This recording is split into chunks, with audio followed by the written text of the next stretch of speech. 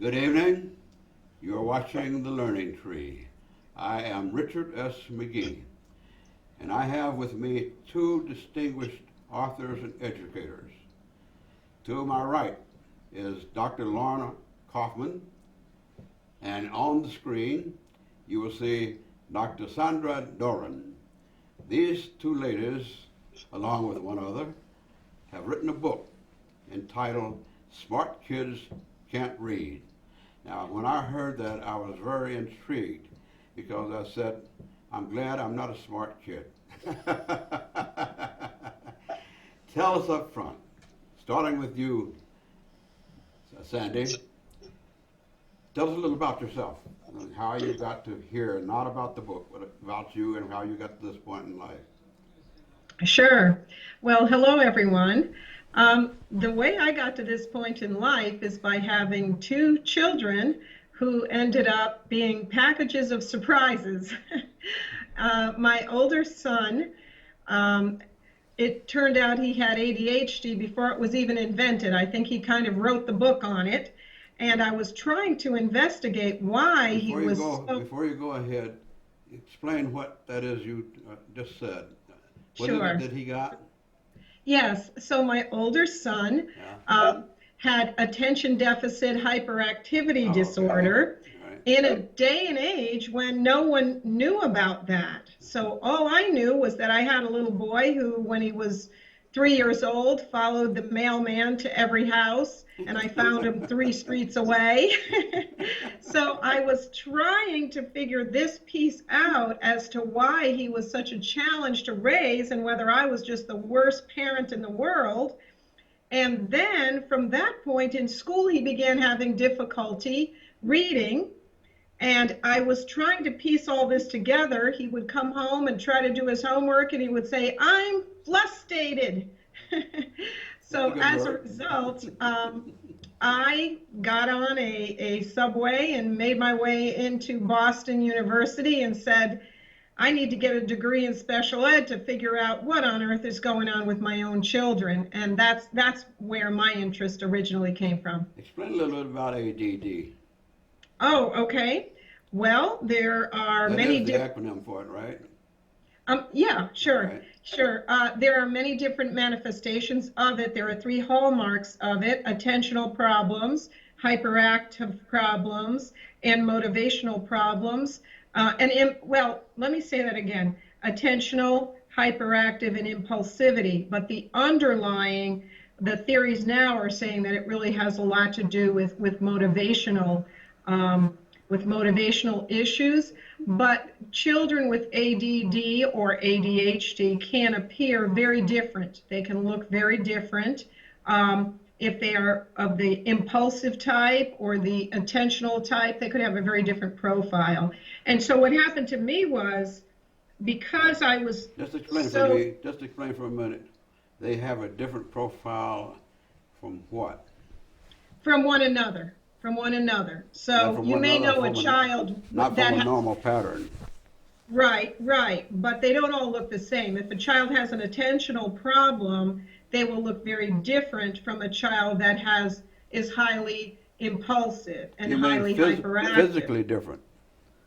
No. Oh. No, they present differently. So you may say, I know someone with ADD, and he's very jumpy in his chair all the time, jumping around. All right. And I may say, well, my kid that's doesn't a physical jump difference, around. right? I'm sorry? That's a physical difference. Well, I guess you could say that, but yeah. Okay. But you may have a child who's very quiet, but they have difficulty focusing. Okay. You see, I get but it. what was happening to me in regards to the reading was that because my child was so jumpy and hyperactive and easily frustrated in all of this, it was masking the fact for me that he also had a reading problem. So I was trying to deal with the ADHD piece and thinking and being proud of myself that I had figured something out. But I missed the fact, until I actually met Dr. Kaufman, I was missing the fact that there was also a very real reading problem and that he was dyslexic. So that was an important piece for me to get beyond the first stage of figuring him out and to get into figuring out how I could help him in school because of the dyslexia, was compounding the frustration. Okay. Now tell me, you only had one child that was affected. But you Well, had two I have children. two sons, Two and sons. they are both adopted from birth. Yes. So they are not biological Okay. siblings. All right. So my younger son has no problem with reading at all. No Okay. problem at all. Okay. All right. And Lorna, I must say that Lorna, as an old friend, I didn't want to say an old friend, I should say Lorna's a friend of long time duration, and haven't seen her for a while. Delighted to see you. Enjoy what portion I read about what you're doing. So would you tell us about you and a little about yourself, not about the book, but a little bit about yourself and how you came to this project? Sure. Well, it's good to see you again, too. It has been a long time, and we have known one another for many, many years. My story is interesting. I actually started out my professional life as a fifth grade teacher. Mm-hmm. And really liked it, and would probably still be teaching the fifth grade if it weren't for a little girl that I encountered in my classroom the third year I was teaching. Now, I had other kids in the classroom who weren't very good readers, and I really didn't know what to do for them because I didn't know very much about reading. I assumed by the time that a child reached the fifth grade that they would have had those skills in place. But this little girl bothered me a lot. She couldn't read. She couldn't read anything that She was in the fifth grade. She was in the fifth grade. She couldn't read her social studies book. She was having a lot of trouble. She was taken out of the classroom by a reading specialist for help, but it didn't seem to be making a difference. And so I decided I really wanted to find out about what was going on. I was very bothered by the fact that I didn't know what to do for her. Mm-hmm. So that began my journey. I went back to graduate school. Where did you go? Well, I first started at Lesley. Mm-hmm. Lesley College is in Cambridge. I started there and I got a master's degree in learning disabilities. Okay. And from there, I worked as a reading specialist in the Cambridge Public Schools. And then after a while, I went back to graduate school again. This time I went to BC in Boston College. Okay, BC. In Chestnut Hill. And I got a doctorate in developmental psychology. I was always very interested in the diagnostic process, and that's really where I wanted to go. Mm-hmm. And so after that, I worked in various clinics. I worked at Children's, and I worked at the Shriver Clinic, and so forth. And then I went into private practice. And I evaluate children with reading disabilities. I should put that in the past tense. I evaluated children with reading disabilities. Okay. No longer. No, I'm not. I have closed my practice, in fact, just a year ago.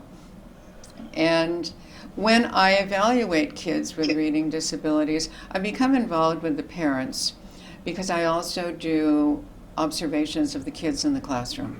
So when I go into the classroom, I have an opportunity to really see what's going on, what's happening with the reading curriculum, what we can do to maybe tweak it or make recommendations for kids that might make a difference.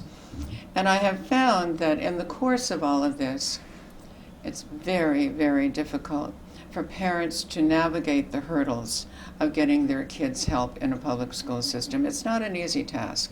It's extremely daunting. Most parents need some help with it. They need some guidance. They need to be shown how to become advocates for their own kids. Because if parents aren't advocates for their own children, especially if their kids are in the special ed programs, then those kids are probably not going to get as much help as they would normally get if their parents were advocating for them. Yeah, we got here also one young 5-year-old fifth grader, and look where we are now. That's right. And I understand that there's a third party to this project. There is. Your daughter. There is. And my daughter lives in Los Angeles, so she's not here with us tonight. She doesn't like it over here anymore, huh? I wish she did. Go west. Go west. She went west after she graduated from college, and she stayed there. And she's been very, very helpful in helping us put together, for example, the website and all of the technological piece of that, which I am not very good at. It's a new world. It's a very new world, yes. Okay, now, how did you two meet? You and Sandy. How did you and Sandy meet? Sandy How came did you come to together on this project? Sandy came to me. I really don't know how Sandy heard about me, but she was a doctoral Maybe she'll student. tell us. Okay, maybe she can. How did you know about You know, when I was trying to figure out what was going on with my own son, I decided to get a doctorate in special education at Boston University. And in the course of that program, my advisor said, you need to feather your nest. I'll never forget his phrase, feather your nest. He said, you need to get connected with some people in the field. And so I began trying to research and figure out who knew something about teaching reading. And somehow I found Lorna Kaufman Educational Associates. And so I showed up there and said, can I do some kind of an internship here with you? And that's how we first met. And then I worked with Lorna for quite a while. And then for years, we didn't see one another because I moved from the Boston area to Florida in 2002. Oh, you too, huh? Yeah. Everybody Not that I don't miss it. Not that I don't miss it. It's a beautiful area. But then I want to say, I don't know, Lorna, 7 or 8 years ago or 5 or 6 years ago. Anyway, I went to a training on crucial conversations in Boston and got in touch with Lorna again. And she said, you know, I have this dream to write a book. And so then we reconnected and began working together towards that end.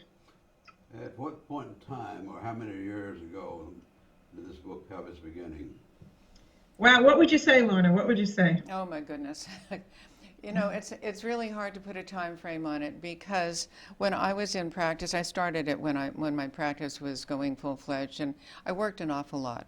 So I didn't have a lot of time to devote to the book. I'd pick it up for maybe a week here if we were on vacation or something, and then I wouldn't pick it up again for 6 or 7 months. So I worked like that on it for quite some period of time. How much time would you say? Oh, a couple of years. Couple of years I was doing that. Long time, yeah. Well, Before even starting the book, she worked for a couple of, I mean, before really seriously starting the and project. then I decided. I thought you meant about 10 years that you worked on this. Well, Oh, it did. It was in your head for 10 years. it was definitely in my head for 10 years. And then what I did was I ran some parent focus groups of various parents. I invited a certain number of parents that I had worked with over the years. And we had a few focus groups, and we sat around for the better part of several days talking about what advice they would give to parents who were just beginning this process of trying to get help for their kids. And they had a lot to say. They had a great deal to say. Now, these were not people who had kids that were having reading disabilities. They are.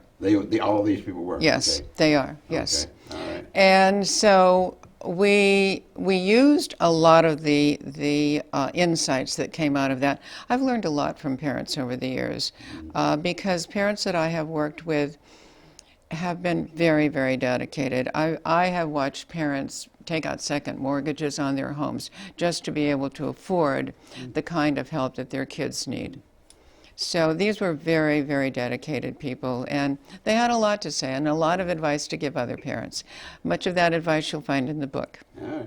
As I was surfing through the email and through my network, I discovered there are a number of people who were of an interest in this subject. Mm-hmm. And I ran across a little article which identified 10 different reasons that kids have reading problems.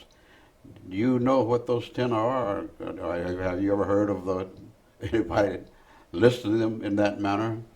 Well, there are a number of reasons that kids have reading problems. I'm not quite sure what it is that you're referring to, but I think of reading problems as kind of being on a continuum of severity, you know, ranging from the child who has no problems. In fact, some kids learn to read before they go to school, to children who, by the time you get midway on the continuum, begin to have slight difficulty in learning how to acquire reading skills, ranging up to kids who have severe reading problems.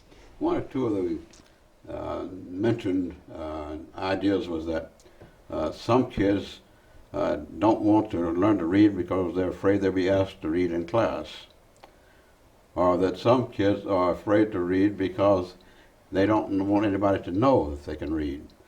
And it goes on for this list of 10, which seem to be quite simple answers to the question. I'm not sure it's that simplistic, though. Well, my experience with kids not wanting to read in class is usually that kids don't want to read if they have trouble reading. You know, they don't want to be embarrassed in front of their peers. They don't want to feel foolish in front of everybody. And so that's often the reason that kids don't want to read in class. Mm-hmm. Okay. Tell me a little now about your book. Okay. Since I couldn't read the whole thing all the way through. I take on those efforts every once in a while, but I also often fail. So I'm going to ask you to tell me about it. Okay. And you, Sandy, to tell me about the book. Okay. Well, let me begin at the beginning. The book is intended for parents or grandparents, because these days a lot of grandparents are very involved in the raising of their children, but also teachers, educators, because there's a lot of background in the book too. But the purpose of the book is to empower parents and to help them recognize the importance of their getting involved in the education of their kids. Because parents can't just sit back and hope that the school will take care of everything. There are never enough well-qualified teachers to handle the reading problems that we have. And so if parents don't speak up, then their kids aren't going to get the amount of help that they may need. Well, parents, well, they should be, but are they always aware of the difficulty there? Not always. No, not always. That's part of the problem. That is part of the problem. Parents may be more aware, however, than many of the teachers, because in my practice, what I see is a lot of parents coming to me indicating that when their kids were in kindergarten or first grade, for example, they were concerned. They saw their kids struggling. They saw their kids having tantrums. They didn't want to read out loud. Yeah. They saw their kids not wanting to go to school, developing headaches or stomach aches on school mornings. This became a real issue. And parents began to focus in on the reading. They saw that was contributing to a lot of these behavioral issues. They'd go to the teacher, who would frequently say, well, don't worry about it. He's going to be fine. He'll learn when he's ready. He's a boy. Boys are frequently slower than girls when they're learning how to read. He's just going to be fine. But you can't wait, because there is a window of opportunity. And if kids are having trouble in the first and second grade, that's the time to step in. Because if they finish the third grade and enter the fourth grade, and they have gotten increasingly further behind each year, by the time they enter the fourth grade, they're going to have a lot of trouble catching up. Because in our educational system, we don't teach reading anymore after the fourth grade. Is there no remediation after fourth or fifth grade? There is remediation, but there is no instruction in the classroom as part of the regular curriculum for decoding from the fourth grade on. Now, how far along can a child go before they no longer are capable of doing the reverse on the problem, or changing the problems significantly to be able to continue in a normal manner? We can remediate adults. I mean, we can remediate people of any age. You need a good curriculum, and you need a teacher who knows what she's doing. But we can teach just about anyone to read. The difficulty lies in when kids get to, say, later elementary school, like 5th, 6th grade, or then middle school and then high school. It's hard to schedule the remediation and the intensity of help that they need into their schedule, because they have to be pulled out of the classroom. They miss a lot of classwork, so they fall further and further behind in their curriculum studies. But they also are falling further and further behind because they can't read their text. So frequently what we do is we give them audiobooks, or we have scribes for them. There are a bunch of accommodations that are provided for children who are struggling like this. In some respects, that's important. I mean, they need that in order to even begin to keep up with the curriculum. But sometimes that's used as a replacement for teaching them to read. There's just not enough hours in the school day. Okay. So that becomes part of the issue. Not to mention that the fact that kids often become resistant. You know, if you've been failing at something for a number of years, oftentimes behavioral issues and emotional issues become quite salient. And that becomes part of the struggle. You know, frequently kids will start to act out. They'll get into trouble. Maybe get into trouble in school, maybe get into trouble with the law. I mean, frankly, some kids would rather be thought of as bad rather than dumb. Some kids withdraw and they become depressed. Some kids give up. We have about 88% of our high school dropouts in this country are kids who have trouble with reading. That's big. Let me ask Sandy, how about some stats on this subject? What percentage of our population has a problem with reading, and at what levels? Yeah, well, you're looking at probably 35-36% of kids as they go into the 4th grade are not reading on grade level. So again, that's... Is that 35% in any given location, or is that national? Yeah, I believe it's national. Is that correct, Lorna? Yeah, that's nationwide.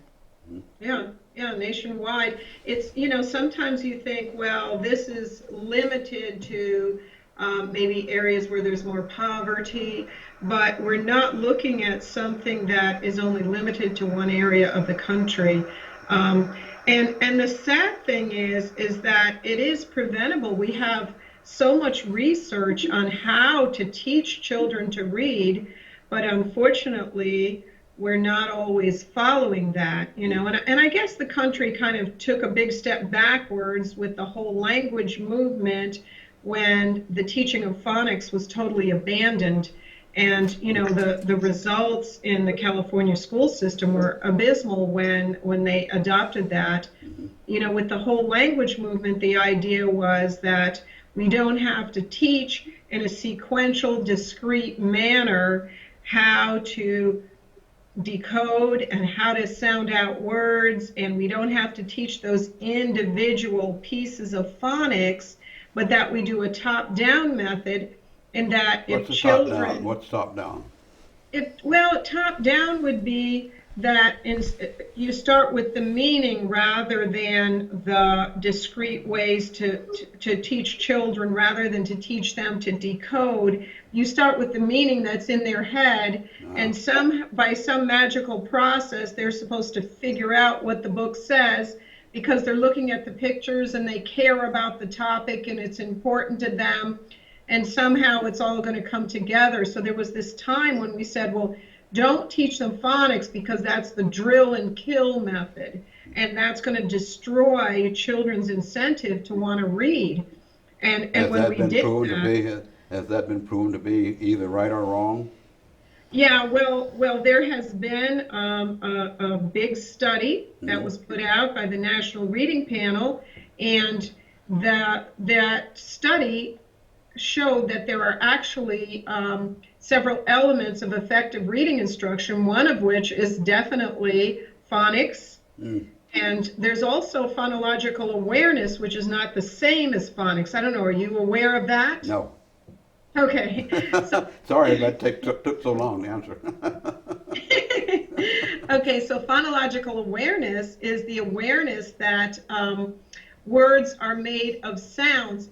When you look at phonics, you're looking at the letter, what does the letter B sound like? Okay. Think of the letter B sounds like B. But with I understand phonological that. awareness, Okay. Go yeah, ahead. yeah, with phonological awareness, you don't need that visual letter. It's the child's understanding that there are different sounds. So if I say to a child, how many sounds do you hear in bat? I'm not asking him to see the physical letter B and put it together with the sound B. I'm saying, how many sounds do you hear? And he has to figure out, at. I hear 3 sounds. Which words sound the same at the end? Bat, cat, and ball, or something. And so he's having to distinguish these sounds. And if children cannot distinguish the separate, what we call phonemes in our language, then when we begin to teach them phonics, it's going to be very challenging for them because they're not distinguishing the sounds separately. All right. Let's go back to the stat. How does it break down sexually? Well, we used to think that the problem was more among boys, but we're finding now that almost as many girls have the problem. They just sometimes are quieter about it, and so we're not seeing them acting out, so we don't give them as much attention. But it's not as concentrated on boys as we once thought. How about on a racial level? Racial level, I think there is some basis of evidence that there are some racial groups that are having more difficulty. The stats are showing with the reading. What groups would those be now? I believe among the, and of course you have to be careful too because of the English as a second language, and you have to be careful that you're not mixing that in. And sometimes we see teachers who are assuming that a child has a reading problem when in essence they haven't carefully looked at their own language base. I know I'm detracting from the question here, but I think this is an important point because back to the phonological awareness and the phonemes. I'm kind of curious. Why did you go to the English as a second language subject? I'm going to explain it. I'm going to explain. Hear me out, Richard, because okay, I'm listening. So, for example, every language has their own phonemes. Okay. So the Spanish language, for example, the vowels for A, E, I, O, U are A, E, if I get this correctly, A, E, O, U, A. So there's no sound for E. They don't, in the Spanish language, they don't have the sound E. Oh. Okay. So if you have a child from a Hispanic background and you're working with them, that's a sound that's foreign to their language. Now, there are some sounds that you have in Spanish that we don't have in English. All right. Jota, for example. So what I'm saying is we have to be very careful when we're looking at a reading problem that we understand a child's background, because we may be assuming that it has to do with reading when it could be one of 3 things. It could be having to do with an ESL issue. It could be a reading problem mixed in with an ESL issue, or maybe it's just a reading problem. So you have to be very careful when you're looking at someone's ability to hear and distinguish sounds, if maybe those sounds are not even in their language base. Am I making sense, Lorna, here? Yes. But on the other hand, I don't think we should overcomplicate it. What you say is absolutely true and very well put.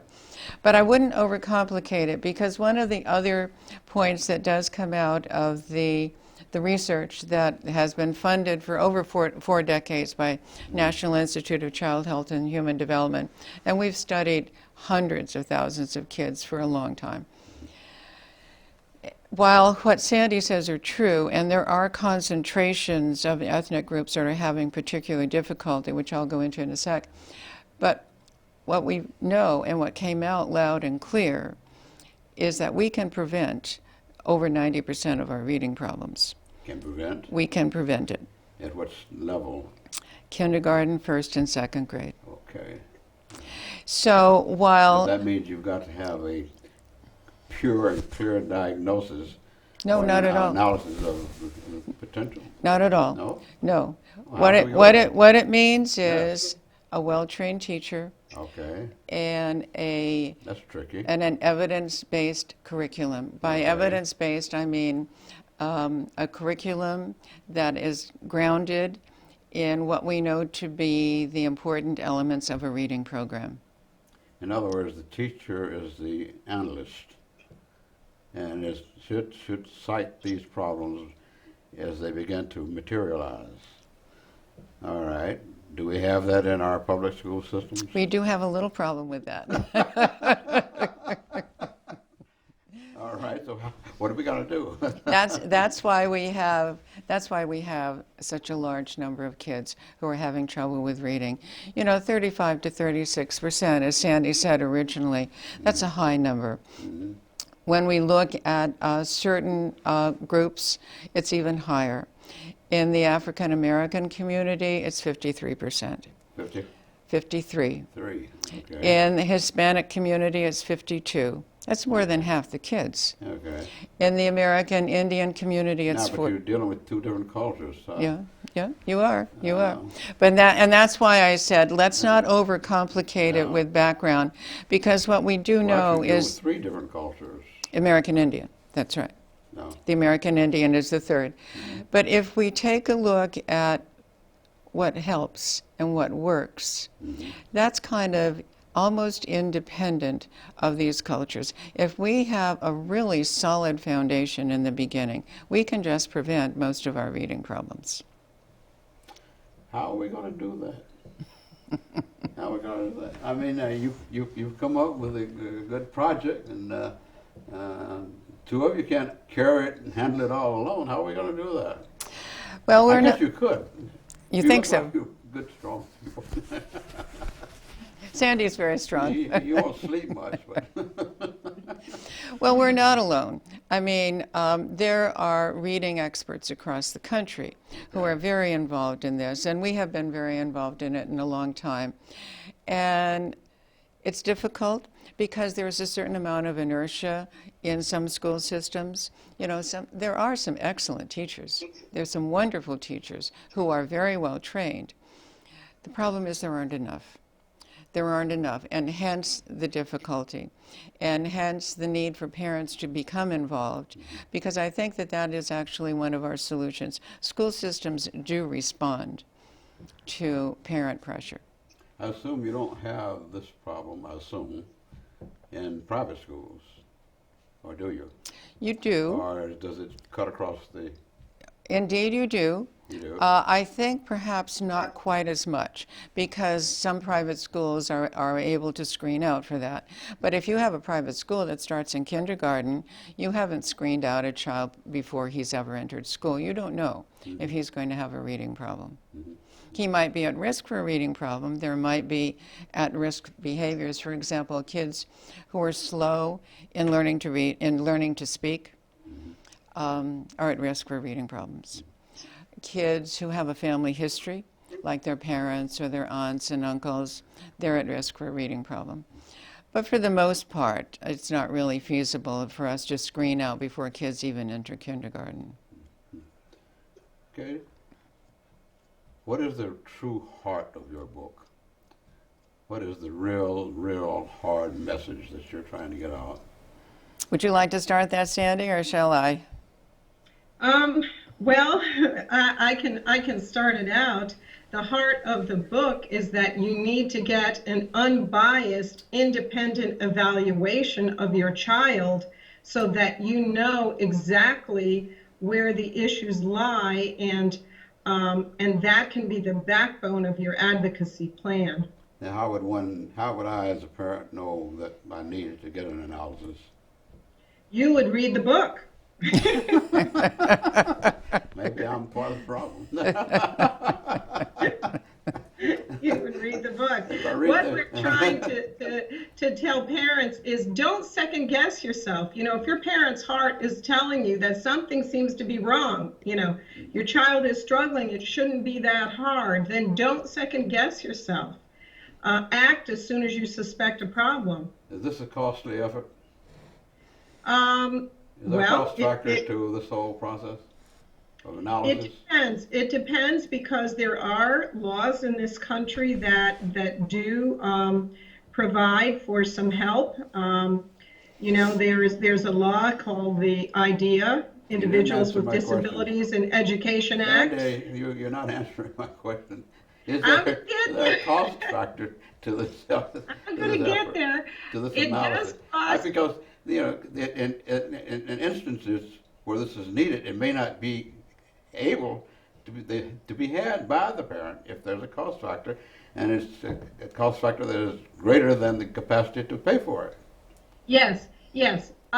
There is a cost to have an independent evaluation, but in some cases, it is funded by the state or the government, depending on the laws in your state. It's funded by the individual school system, and it's needs-based. School system funds Yes, it. and it's needs-based.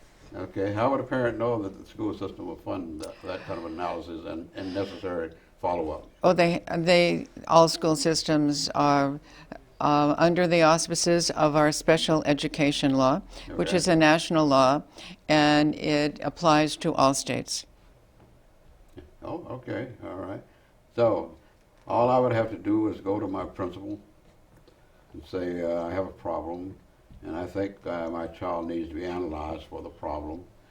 And I suppose they fill out some paperwork, and the process begins. Is that about the simplicity of it? Not quite. not quite. Didn't think so.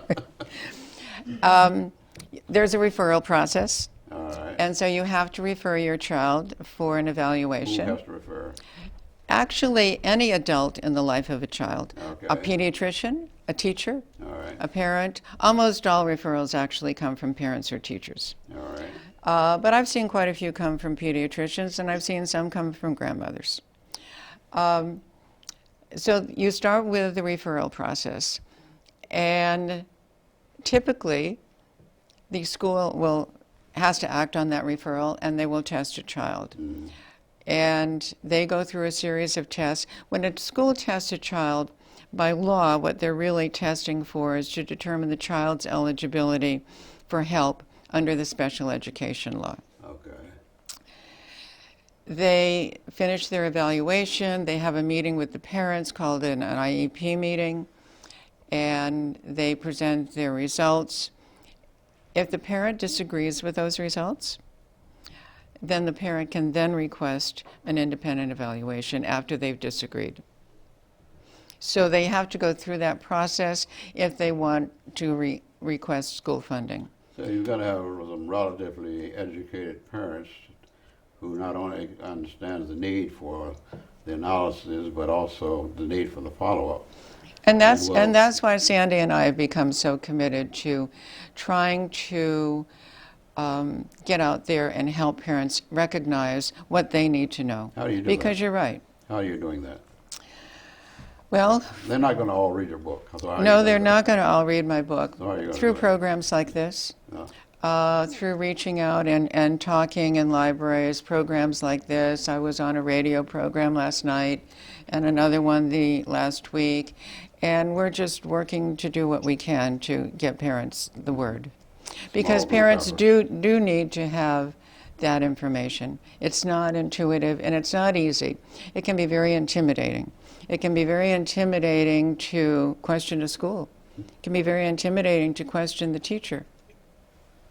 Is there a national move of any kind of association or organization that deals with this issue? There are a number of organizations that are very involved in the issues of reading, and some of them are just beginning to take on the cause of trying to empower parents, which is what we're trying to do, is to empower parents, educate them, show them how to do it. That's really important, and a few people are just starting to do that. In this state, there's a group called Decoding Dyslexia. There's another group, which is a national group, called the International Dyslexia Association, which I was on the board of for many years. There's the Learning Disabilities Association. These are all very fine professional organizations that have good websites, good information for parents. On Are our there any kind of conferences where there are indeed. there's a collection of people who, Absolutely, there are. who runs these? Well, the International Dyslexia Association has a conference coming up next November. They have theirs once a year, and it's usually in November. That's going to be in Orlando. Sandy and I just spoke at the conference for the Learning Disabilities Association. There are conferences around. What do you get out of the conferences, Sandy?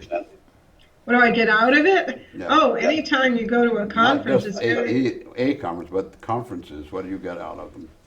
And what do you bring to them? Okay. Well, it's just exhilarating to be with people who have a similar shared vision, you know.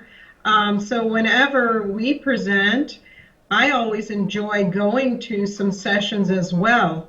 And there are sessions that are led by people with dyslexia who talk about the obstacles they've overcome in their life and how far they've come and the different things they've done. And I find that very inspiring. Last time we went to the conference and presented, I went to a breakout session on technology and what's available now to help people with reading issues. What is available? What is available now? And how does it operate? You know, I was really surprised that there are a lot of things that are free on the computer, even through Google, that that can convert to speech to text and text to speech, for example. It used to be that you had to pay for these things, but now... These are free on Google? Yeah. There are different... I need to go on and experiment with that, but there are different add-ons and things right with Google, and it will read the text right from the screen, or the student can speak it and it will type it for them. And of course there are pens now that you can have, that you can use, and they'll help you with your spelling using a particular pen. So the technology is really advancing to a wonderful place. So I find that piece exhilarating. And another thing that we have neglected to mention is that we do have a website. And we do have a blog going, so that's another way that we try to help people through the website, which is www.smartkidcantread.com. So we have a lot going on through that. Okay. We actually on the website have tests that parents can give to their own children, because one of the stories that I hear from parents very frequently when their kids are particularly young is the teacher will often advise them not to worry. They'll outgrow it, he'll learn when he's ready, that kind of theme. And parents aren't sure what to do. They see their kids suffering at home, they see them struggling, they're not good at reading, they're having temper tantrums. So we've developed some very quick tests that parents can administer to their own kids just to see whether their concerns are justified. These are not diagnostic tests, but it gives them good information as to whether or not they need to take the next step and get help for their kids. Because they really don't want to miss those opportunities. That's a very short window. Do you get any feedback from the efforts that you put forth on and helping these young people? Or is there a potential somewhere for feedback? Well, I have a lot of feedback from my practice. Okay. Because I have been working with children and evaluating children for about 30 years. And I have a lot of feedback from people over the years. But in terms of our effort with what we're doing right now, we've just started. This book just came out about a month ago. What is this? The book just came out about a month ago. Oh, I thought it had been out for a while. No, it's fairly new. I got it on the ground floor. You got in on the ground floor. Yes, you did. The first time, that's okay. Yeah, and how's it selling? It's doing well. It's doing well. Is it You know, is it on Amazon? it is on Amazon, and Barnes and Noble has it, and it's also available on Kindle. Okay, so anybody wants to buy your book can get it off of Amazon or where else? Barnes and Noble, or they can download it onto their Kindle. Download the book. Mm-hmm. How many pages? Oh my goodness, you would have to ask me that. I don't know. How many pages, Sandy? I don't know. I'm so busy writing it. But you're advocating downloading it. That's a lot of paper. Well, do you have a Kindle? No. No, okay. I would like to go back to something Sandy was talking about with the technology, Let's do it. because there's an important point there. Mm-hmm. The technology is actually quite wonderful now, and it provides a lot of support for kids. Mm-hmm. However, because it has gone so far, and as she said, we have text to speech and speech to text, all kinds of other things going on. There is a temptation to use this technology in place of teaching kids to read. Parents shouldn't let that happen. Technology can be a wonderful accommodation, and it can augment things when kids are working on their reading. We do not want kids going into adulthood functionally illiterate. That just limits their lives too much. So what are some of the new, and I just heard some of the stuff that's happening with Google. What else is new in the technology world that, but you admitted that you're not a techno freak. I'm not. I'm going to throw that one on Sandy's lap. She So what knows else a lot is more. going on in the technology world?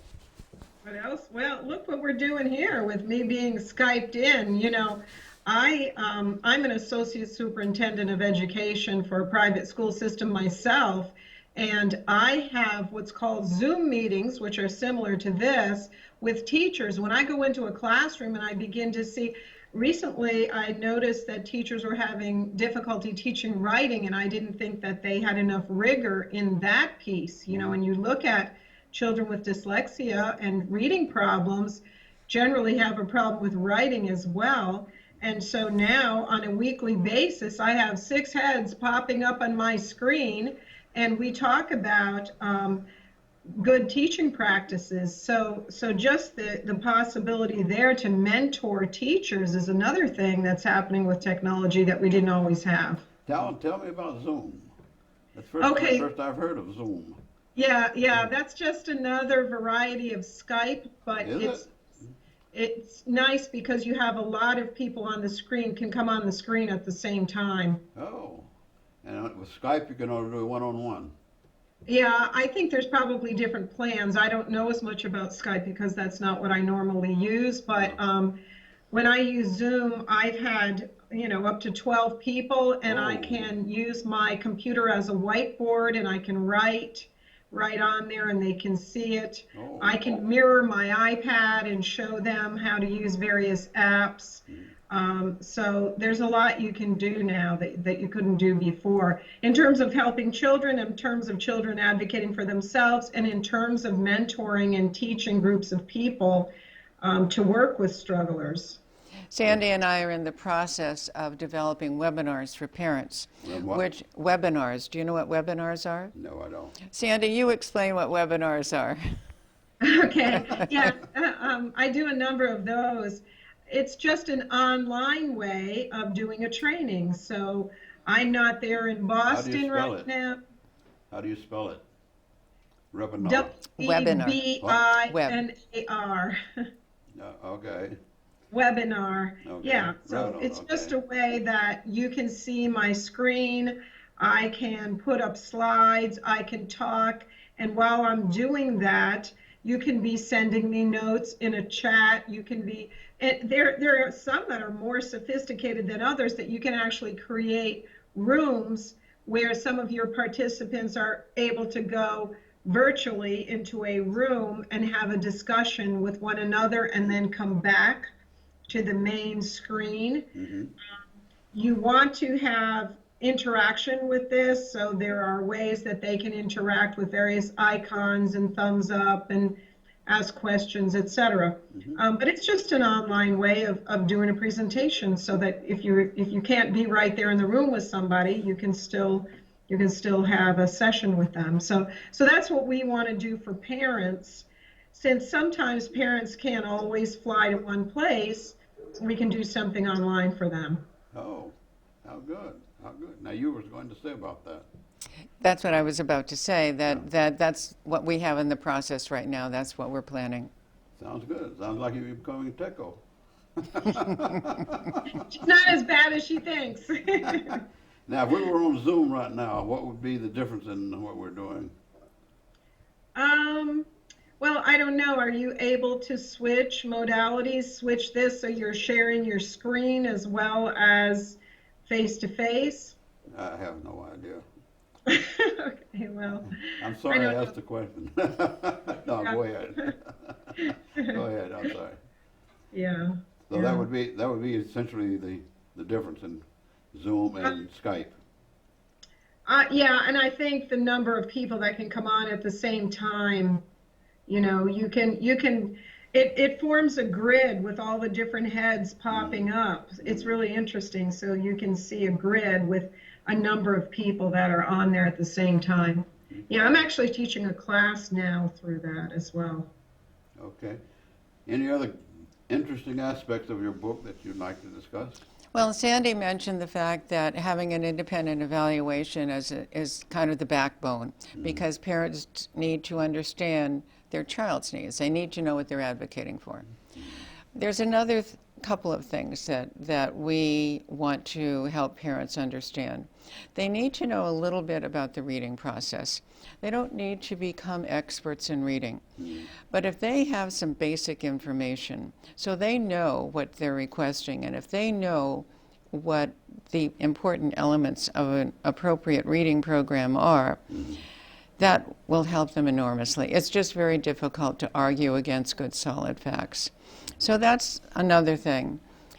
Most children who get help in reading get help through our special education law. It's a national law. It applies in Wellesley. It applies every place. And they need a little background in that. They need to know what their rights are, because indeed they do have rights under the law, and so do their kids. The law sets up a process that pulls the parents in. And they pull the parents in through the document called the Individualized Educational Plan. That's a document that the school has to write in conjunction with the parent, and it outlines the child's remediation. You know, how often will he be seen? Will he be seen by the teacher or a teacher's aide? Will it be a small group or one-on-one? It outlines everything. And it also documents where his reading is right now, what his skill level is, and the kind of progress that's anticipated over the course of that year. Parents can be very involved and should be very involved. Sounds like it is. And that's a place for parents to learn. Intense.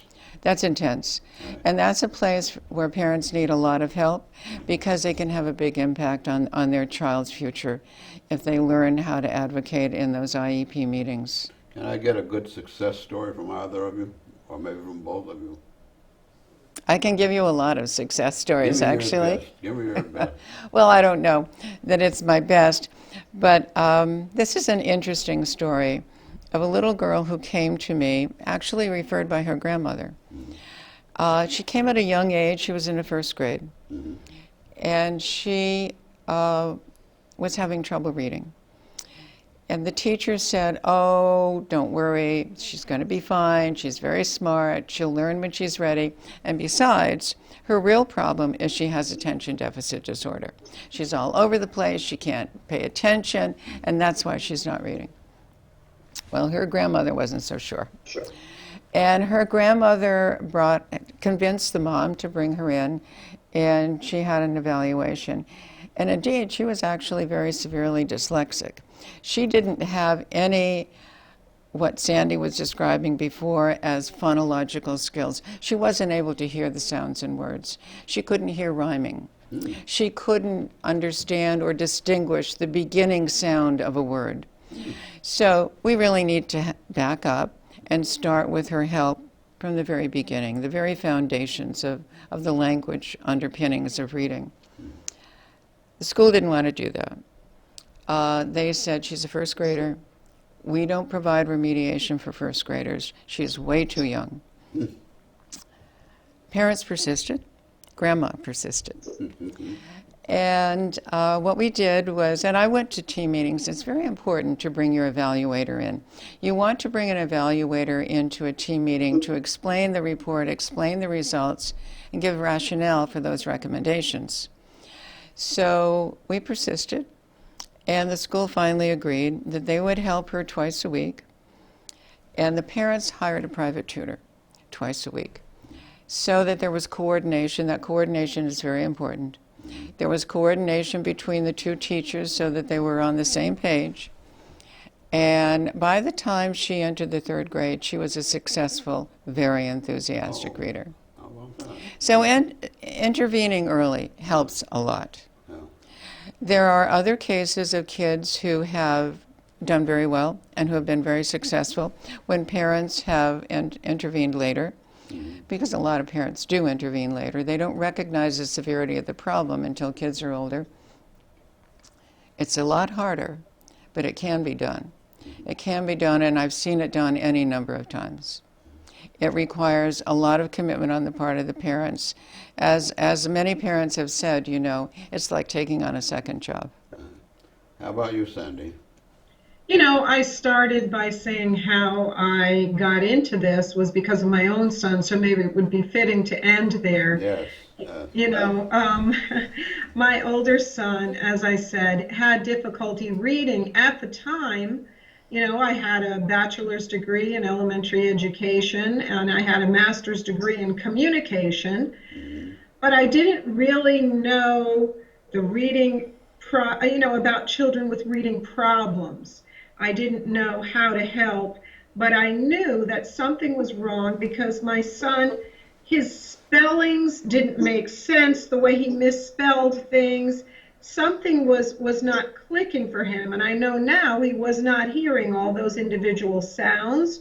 So if he would write the word lantern, for example, he might leave out the N in the middle and just put Latin versus lantern because he wasn't systematically sounding all of that out. So I began to look for different schools for him, and I had him in a private school, and I took him out. I had him in a public school, and still nothing was happening. So I began to ask for meetings, and I began to go through this process of requesting help. And at first, I wasn't getting anywhere because I was the parent that was kind of made to feel like I didn't know anything and I was an inconvenience and that my son was delightful and I was the real problem and that I was an overbearing parent.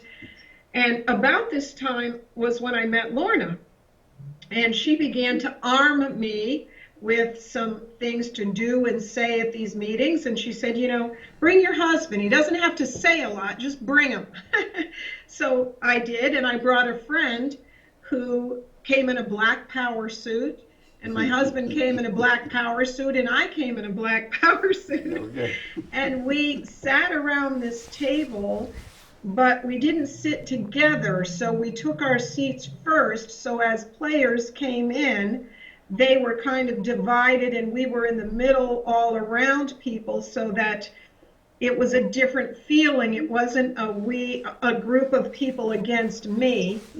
And suddenly I felt like I was being listened to, and suddenly there were and after the testing came in from the school system and it supposedly proved that he was fine, I had enough ammunition to know that he wasn't, and I knew the law enough to know that I could write a letter saying under the law I would like to have my son assessed by a private evaluator at the school's expense. And there was nothing they could do because I was right. I knew the law. So my son was then evaluated by a private evaluator. And in the final analysis, I will never forget the day when at the table, the school representative looked at me and said, Mrs. Doran, we are ready to give you whatever you want. Oh, my goodness. What do you want for your son? All right. And so even though my son was not the worst, he was the only one in that entire by this time he was in middle school, and he was the only one that got the exact kind of tutor that can work with struggling readers in 6th, 7th, and 8th grade and help them. And he got that help 5 days a week. He got that help over the summer until he was really able to be, till he learned to read enough to get by, to do fine in school. He's now 32 years old. He went on to get a 2-year degree in show production. And what he does is run sound, as an audio engineer in the Orlando area. He's very happy, and he's very capable of reading what he needs to read and responding to what he needs to respond. Oh, good. So I'm very grateful that we went through the process and it worked for us personally. Oh, good. Oh, good. Well, we have done the book. We've done You and Your Life. And I think we've gained a great deal of information for the viewing audience, as well as, now I don't have to read the book, right? Well, I brought a copy for you, so you can have it. Thank you. And I appreciate your being here. This has been all very good. Thank you for having us. Yes, and I'll keep in touch with both of you, and see how we go with this. And I'm going to say good night to my viewing audience. I'm Richard S. McGhee. And you are watching The Learning Tree. Good evening.